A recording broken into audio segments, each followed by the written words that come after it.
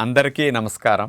June 21వ తేదీ అంతర్జాతీయ యోగా దినోత్సవ సందర్భంగా మనందరం కార్తీక మాసం ధనుర్మాసం లాగా జూన్ మాసాన్ని యోగా మాసంగా గుర్తించి నెలంతా శారీరక మానసిక ఆరోగ్యాన్ని పెంపొందించుకోవటానికి నిజ జీవితంలో యోగాను ఒక భాగంగా చేసుకుని అందరూ ఆచరించాలని మన ప్రధానమంత్రి శ్రీ నరేంద్ర మోడీ గారు మరియు ఆంధ్రాను యోగాంధ్రగా మార్చాలని ఆంధ్రప్రదేశ్ ముఖ్యమంత్రి శ్రీ నారా చంద్రబాబు నాయుడు గారు ఇంటింటికి యోగా చేరాలని సంకల్పించారు. ఇందులో భాగంగా మనందరికీ తెలుసు, జూన్ 21వ తేదీ అంతర్జాతీయ యోగా దినోత్సవం. ఆ ఒక్కరోజే యోగా ప్రాక్టీస్ చేసి ఇతర రోజుల్లో దీన్ని వదిలేయకుండా ప్రతింటిలోనూ యోగా ఒక జీవన విధానం కావాలని నేను డాక్టర్ తేజస్విని మనోజ్ఞ గారు ఇద్దరం కూడా మీకు మీ కుటుంబ సభ్యులందరికీ స్వయంగా యోగా చేయిద్దామని మీ ఇంటికి వచ్చేసాం. మీ అందరికీ ఆయురారోగ్యాలు ఆనందం మంచిగా లభించాలని యోగ విద్యను సులభంగా మీరు ఇంట్లో ఆచరించటం కొరకు బయటికి వెళ్ళటానికి సమయం లేని వారికి కూడా ఈ యోగా ప్రాక్టీస్ని ఒక గంట సేపు మేము అందించబోతున్నాం. ఈ గంట సేపట్లో మేము సూక్ష్మ వ్యాయామాలు, సూర్య నమస్కారాలు, 3 రకాల ప్రాణాయామ విద్యలు, ఒక 7-8 యోగాసనాలు, ఇలా అన్నీ ఈ గంట సేపట్లో మేము చూపించబోతున్నాం. ఒక 21 రోజులు కంటిన్యూస్గా చేస్తే ఏదైనా ఒక అలవాటుగా మారుతుందని మన పెద్దల మాట.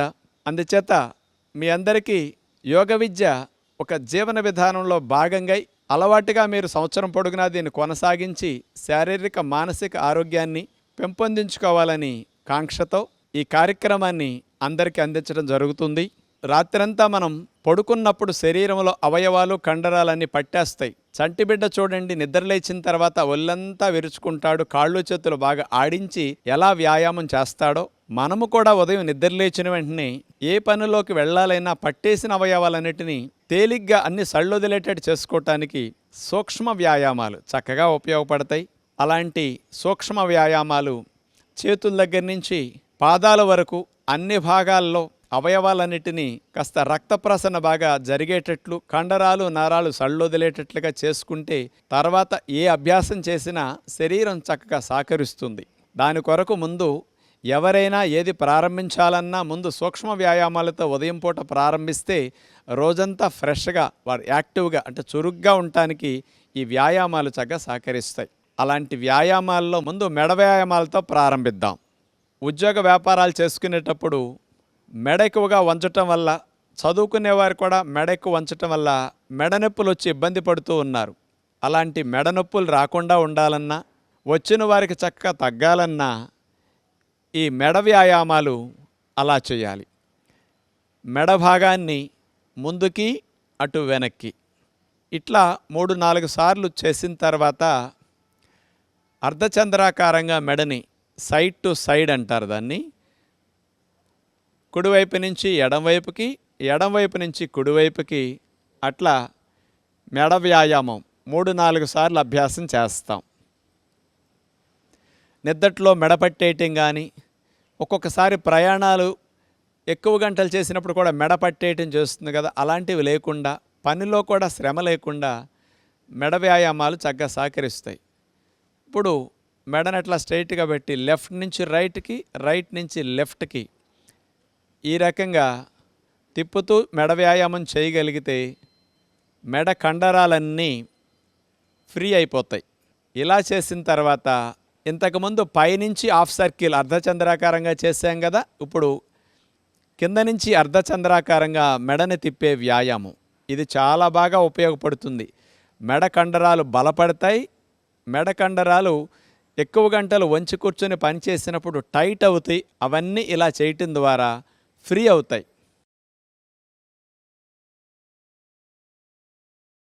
ఇలాంటి మెడ వ్యాయామాలు పూర్తయిన తర్వాత చేతి వేళ్ల వ్యాయామాలు. కొంతమందికి కంప్యూటర్ ఎక్కువగా వాడటం వల్ల కానీ, రాయటం వల్ల కానీ చేతి వేళ్ళు కూడా కాస్త పట్టేయటం, నొప్పులు రావటం జరుగుతూ ఉంటుంది. అలాంటి సమస్యలు తగ్గించుకోవటానికి, రాకుండా ఉండటానికి చేతి వేళ్లను అట్లా చాపేయటం, ముడవటం. చేతులు స్ట్రైట్గా పెట్టి చేసినప్పుడు బాగా ఫలితం వస్తుంది. ఆ తర్వాత 2 గుత్తి భాగాలని అటు పైకి కిందకి ఎంత బాగా పైకి ఎంత బాగా కిందకి అట్లా వంచగలిగితే బాగుంటుంది. తర్వాత ఇటు నుంచి అటు, అటు నుంచి ఇటు చేతి గుత్తి భాగాన్ని ఆ విధంగా మనం కదపవలసి ఉంటుంది.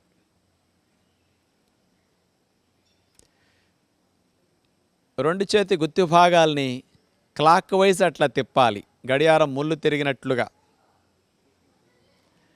అట్లా 2-3 సార్లు చేసిన తర్వాత మళ్ళా రివర్స్లో చేతి గుత్తి భాగాన్ని అట్లా తిప్పితే ఇప్పుడు చూడండి, మోక చేయి వరకు భుజాల వరకు ఉండే కండరాలన్నీ బాగా ఉత్తేజింపబడతాయి. ఇప్పుడు మోచేతి వ్యాయామాలు. బరువులు మోసినప్పుడు మోచేతి భాగంలో నొప్పి రాకుండా మన మోచేతి భాగాల్లో కండరాలు, జాయింట్లు, లిగమెంట్లు ఇవన్నీ బలపడటానికి ఈ మోకచేతి వ్యాయామాలు బాగా ఉపయోగపడతాయి.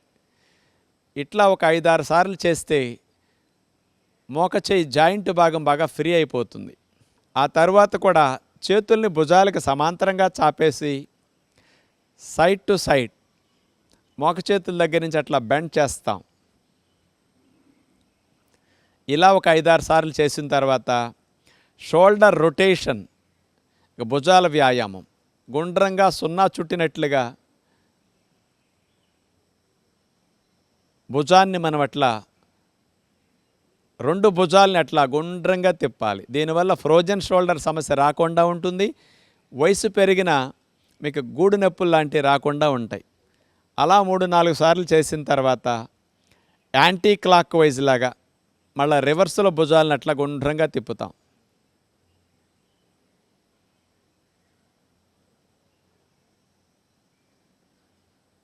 అలా మోక చేతుల దగ్గర నుంచి చేతుల్ని మడిచిన తర్వాత సైడ్ టు సైడ్ 2 మోక చేతులు దగ్గరకు వచ్చి ఆనే విధంగా తీసుకొస్తాం. మళ్ళీ వెడల్పుగా ఛాతీని విప్పేటట్లుగా చేతుల్ని వెనక్కి తీసుకెళ్తాం. దీనివల్ల శ్వాసక్రియ బాగా జరుగుతుంది. రిబ్స్, ఇంటర్కోస్టల్ మజిల్స్ ఇవన్నీ కూడా చక్కగా ఫ్రీ అయిపోతాయి. 2 చేతులు వేళ్ళని భుజాల మీద పెట్టేసి ఒక చేయి పైకి ఒక చేయి కిందకి అట్లా ఆల్టర్నేటివ్గా చేతి మూమెంట్ ఇట్లా చేయవలసి ఉంటుంది. ఇట్లా ఒక 3-4 సార్లు చేస్తే భుజాల కండరాలు ఇవన్నీ కూడా ఆరోగ్యకరంగా మారతాయి. ఇక సైడ్ స్ట్రెచ్ మనం చూడబోతున్నాం. ఒక చేతిని పైకి లేపి మరో చేతిని కాలు పక్కమట పెట్టేసి అట్లా ఒక సైడ్కి సైడ్ బెండ్ అవుతాం. నెక్స్ట్ మళ్ళా ఇటు లేపి అటు వంగుతాం. నడుము ప్రక్క భాగాల్లో కొవ్వు కరగటానికి, ఆ భాగాలు కాస్త ఫ్రీ అవ్వటానికి, నిద్దట్లో పట్టేసే భాగాలన్నీ కూడా ఫ్రీ అవ్వటానికి ఈ వ్యాయామం బాగా పనికొస్తుంది. నడుము నొప్పులు కూడా రాకుండా ఈ స్పైనల్ ట్విస్టింగ్ కూడా చాలా బాగా ఉపయోగపడుతుంది. 2 చేతులను అట్లా చాపేసి నడుముని కుడివైపు నుంచి ఎడమవైపుకి, ఎడమవైపు నుంచి కుడివైపుకి అట్లా మనం ట్విస్ట్ చేస్తాం. కాళ్ళు కదలకుండా స్ట్రైట్గా పెట్టి నుంచున్న తర్వాత మాత్రమే నడువుని ఇట్లా తిప్పితే ఫలితం బాగా వస్తుంది. కాళ్ళు కదిలితే ఫలితం ఉండదు. ఆ తర్వాత స్కూల్లో మనందరికీ డ్రిల్ చేసే మంచి ఎక్సర్సైజ్ త్రికోణాసన ఎక్సర్సైజ్. కాళ్ళను వెడల్పుగా పెట్టి 2 చేతుల్ని భుజాలకు సమాంతరంగా చాపి త్రికోణాసన ఎక్సర్సైజ్. స్కూల్లో మనందరికీ డ్రిల్ చేపిస్తారు కదా, కుడి చేత్తో ఎడమ పాదాన్ని తాకటం, ఎడమ చేత్తో కుడి పాదాన్ని తాకటం, అట్లా ఆల్టర్నేటివ్గా నడుముని అట్లా ట్విస్ట్ చేస్తూ చేయవలసి ఉండే మంచి ఎక్సర్సైజ్ ఇది. ముడ్డిపోసల దగ్గర నుంచి మెడపోసల వరకు మంచి వ్యాయామం. ఆ తర్వాత 2 చేతులు లేపి గాలిని పీల్చుకుంటూ నడుముని వెనక్కి వంచి మళ్ళా గాలిని వదులుతూ కిందకి దిగుతాం. గాలిని పీలుస్తూ పైకి వెళ్ళాలి, గాలిని పీలుస్తూ ముందుకు వంచాలి. నడుము నొప్పులు, మెడ నొప్పులు ఉన్నవారు మాత్రం ముందుకు వంచేవి చేయకుండా వెనక్కి వంచేవి మాత్రమే చేయవలసి ఉంటుంది. ఇది నడుము వ్యాయామం లాగా చాలా బాగా ఉపయోగపడుతుంది. ఇలా 5-6 సార్లు చేస్తే బాగుంటుంది. 2 చేతుల్ని నడుముకి ఇరువైపులా అట్లా పెట్టేసి హిప్ రొటేషన్, తిరగలి తిప్పినట్టుగా మనం నడుము భాగాన్ని అట్లా గుండ్రంగా సున్నా చుట్టినట్లుగా తిప్పవలసి ఉంటుంది. ఒక 4-5 సార్లు అట్లా తిప్పిన తర్వాత మళ్ళీ రివర్స్లో నడుము భాగాన్ని అట్లా సున్నా చుట్టినట్లుగా అట్లా మనం తిప్పవలసి ఉంటుంది.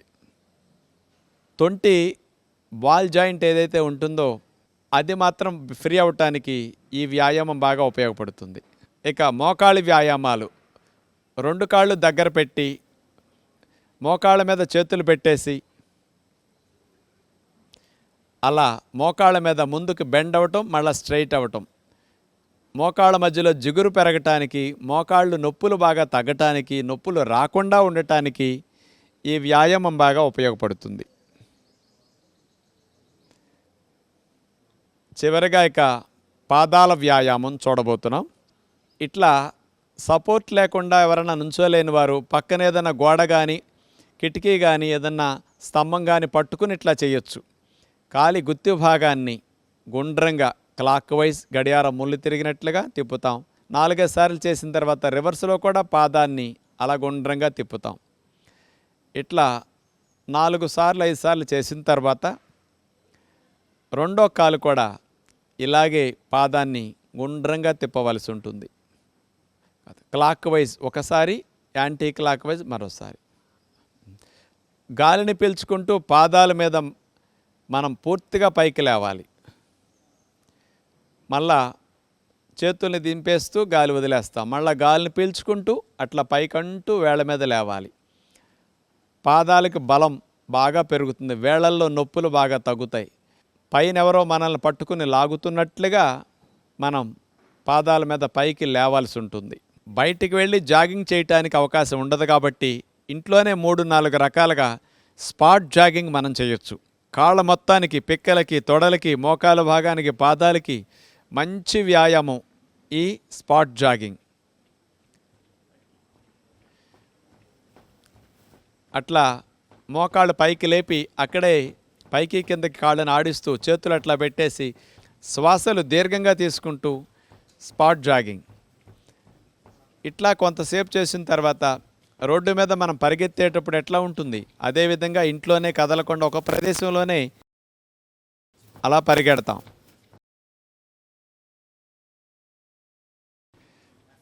ఆ తర్వాత కాళ్ళను ముందుకు చాపుతూ అట్లా బ్యాక్ జాగింగ్.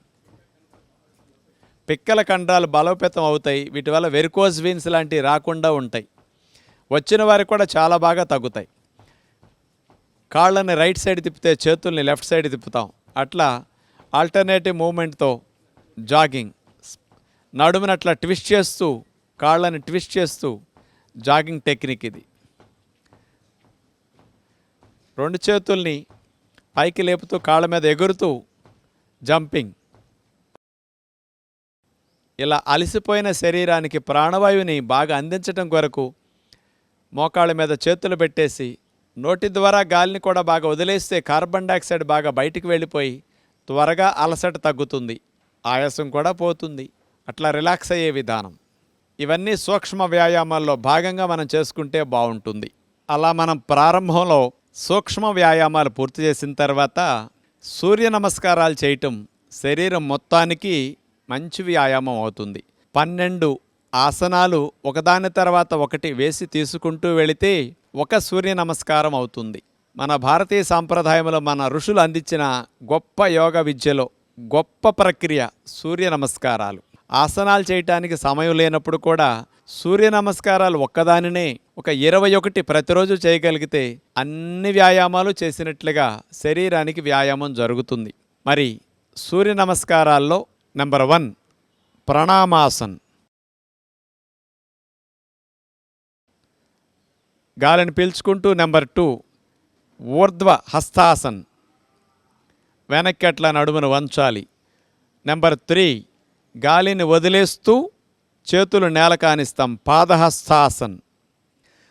నెంబర్ 4 కాలుని వెనక్కి తీసుకువెళుతూ అశ్వసంచాలనాసన్, గుర్రం వలె మన శరీరాన్ని భంగిమలో పెట్టి ఉంచుతాం.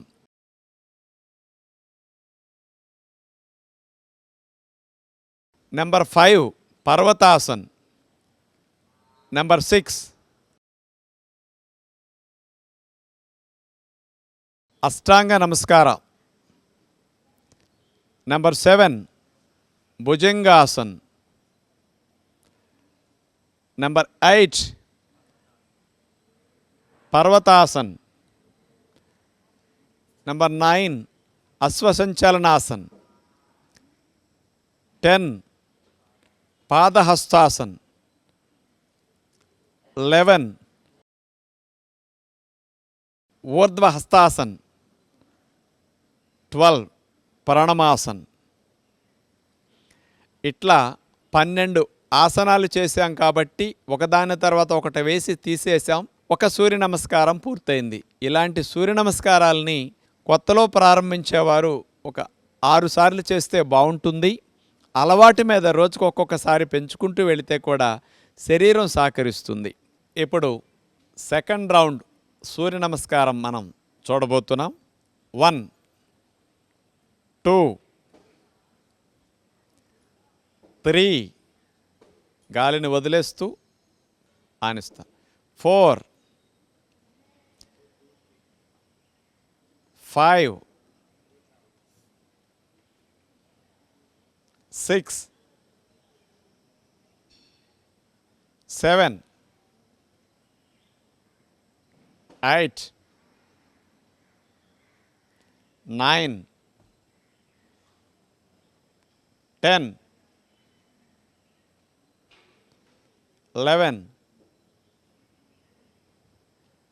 12. ఇక థర్డ్ రౌండ్ సూర్య నమస్కారం. 1 2 3 4 5 6 7 8 9 10 11 12. ఫోర్త్ రౌండ్ సూర్య నమస్కారం.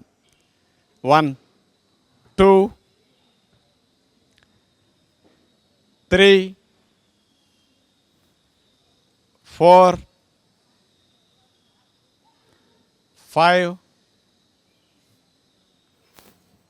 6 7 8 9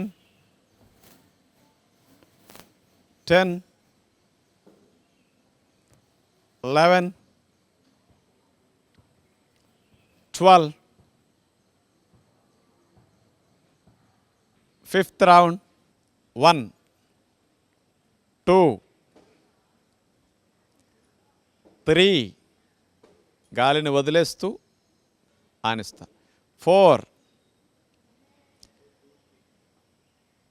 5 6 7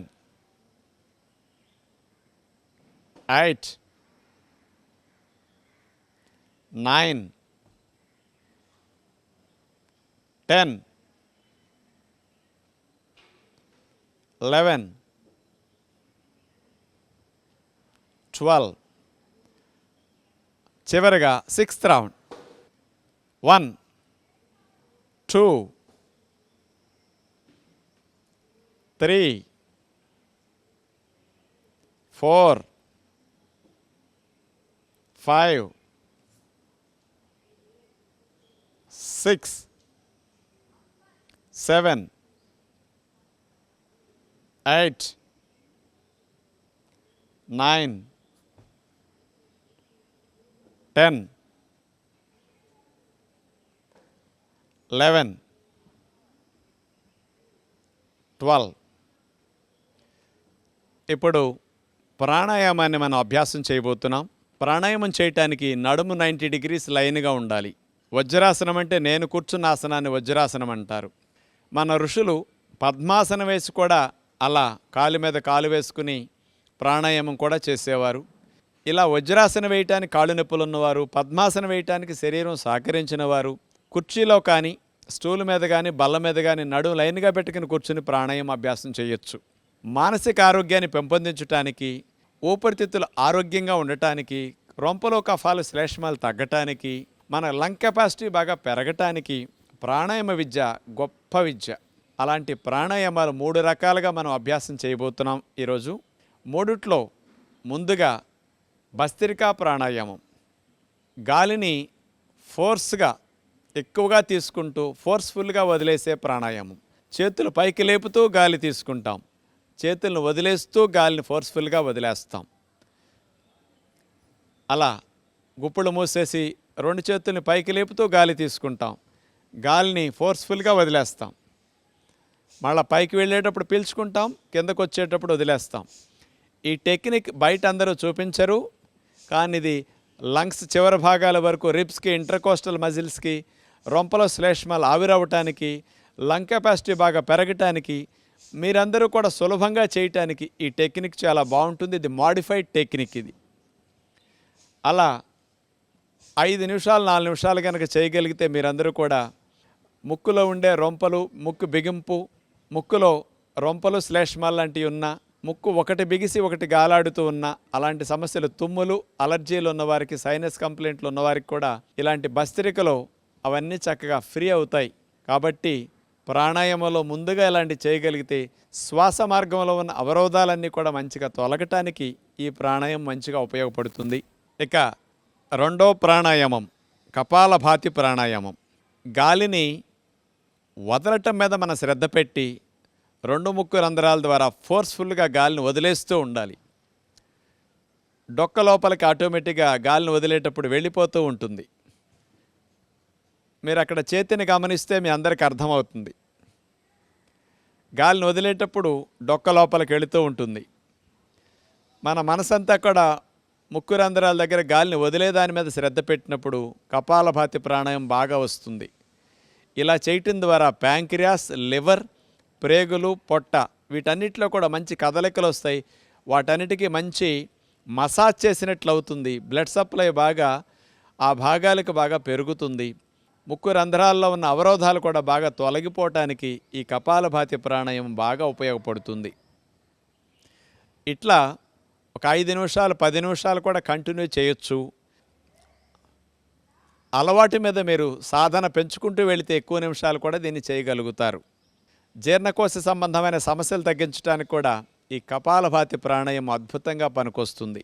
ఇట్లా 2 నిమిషాల సేపు 3 నిమిషాల సేపు కపాలభాతి ప్రాణాయామం చేసిన తర్వాత ఒక అర నిమిషం రిలాక్స్ అయ్యి మూడో ప్రాణాయామంగా అనులోమ విలోమ ప్రాణాయామం మనం ప్రాక్టీస్ చేస్తాం.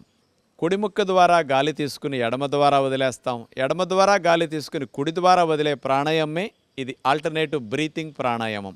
ఉంగరపు వేలిని ఎడముక్కు రంధ్రం మీద పెట్టేసి నొక్కేసి కుడి ముక్కు ద్వారా గాలిని దీర్ఘంగా తీసుకుంటాం.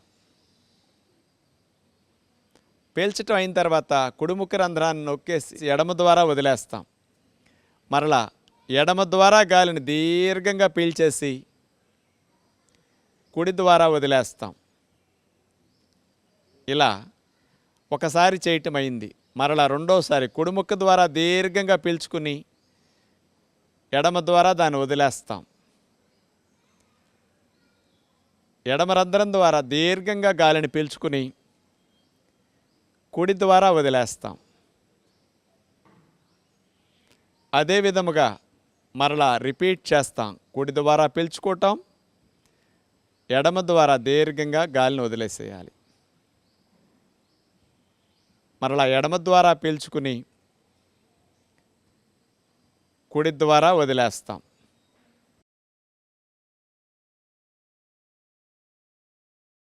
ఇలా మనం 4-5 నిమిషాల సేపు అనులోమ విలోమ ప్రాణాయామం చేస్తే మనసుకి రకరకాలుగా ఒత్తిడి ఉంటే తగ్గుతుంది. ఆలోచనల స్పీడ్ తగ్గుతుంది. శ్వాసలు దీర్ఘంగా వెళ్ళి రావటం వల్ల కూడా ఊపిరితిత్తులు కూడా చక్కగా శాంతిస్తాయి. గుండె వేగం తగ్గుతుంది, బీపీ తగ్గుతుంది. శరీరం అంతా కూడా చాలా బాగా రిలాక్స్ అవుతుంది. ప్రాణాయామాలు ఇట్లాంటి 3 ప్రతినిత్యం చేయగలిగితే చాలా బాగుంటుంది. తొలి శ్వాసతో మన జీవితం ప్రారంభమవుతుంది. తుది శ్వాసతో మన జీవితం ముగుస్తుంది.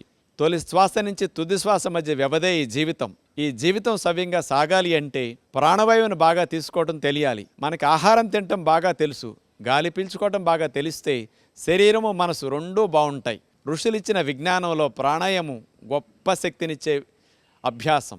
కాబట్టి ప్రతిదినం మనం ప్రాణాయామాన్ని తప్పనిసరిగా అభ్యాసం చేస్తే 10-15 నిమిషాలు శారీరక మానసిక ఆరోగ్యాలు బాగా మెరుగవుతాయి. ఇప్పటి వరకు మేము చూపించిన యోగ విద్యను మీరందరూ కూడా కుటుంబ సమేతంగా చూస్తూ ఆచరించినందుకు మీ అందరికీ ప్రత్యేకంగా ధన్యవాదములు.